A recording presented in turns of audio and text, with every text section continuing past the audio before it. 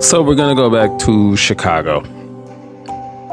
Overall, crime in Chicago is up.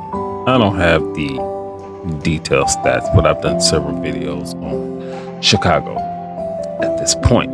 So the purpose of this video is there's been a rash of cars being stolen.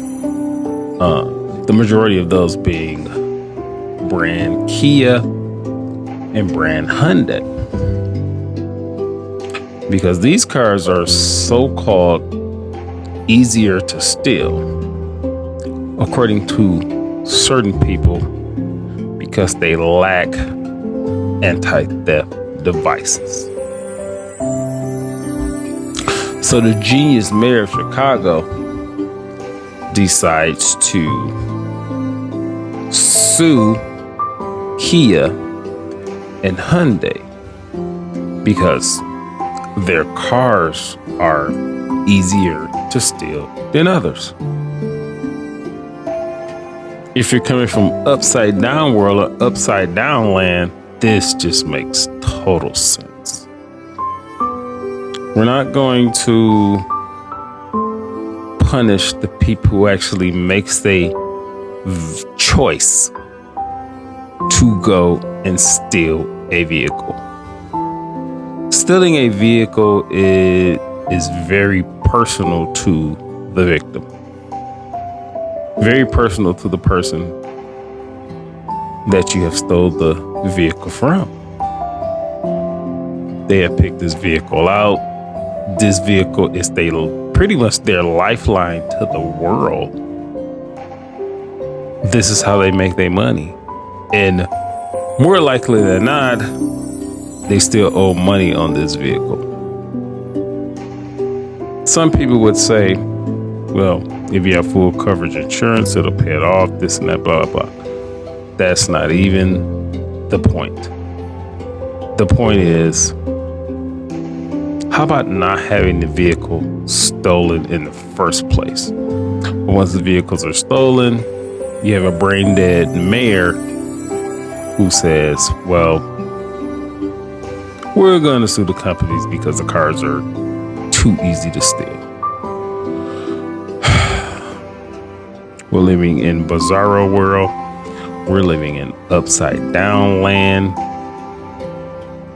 In any scenario that I can think of, this just does not make any sense to me whatsoever.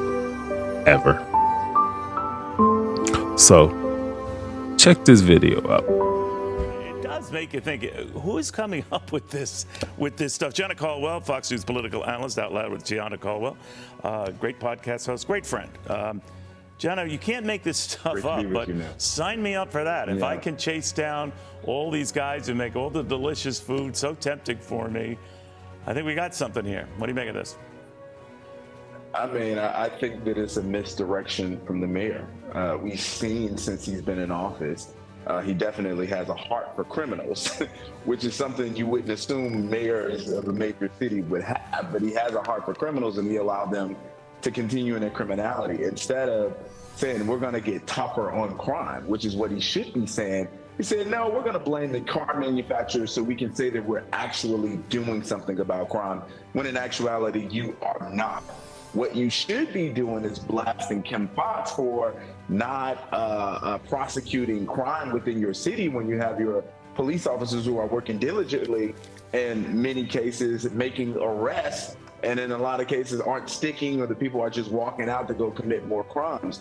And I think what we're seeing in places like New York and Los Angeles, where they're also taking up these particular court cases, is them again attempting as a collective to say, oh, we're really going to do something about the crime, when they're really not. And we see also with the migrant crisis that are descending upon our cities, that is also causing an uptick in crime in these particular areas, and residents have been pushing back on that as well, Neil. So this is another set of circumstances where I think the House Judiciary Committee, who's going to be holding a hearing in September, just next month, on a field hearing on violent crime in Chicago. This is another instance where they can raise an issue of retail theft, car theft, and what the city isn't doing about it. You know, Jenna, it'd be one thing if Kia and Hyundai cars were disproportionately the ones stolen.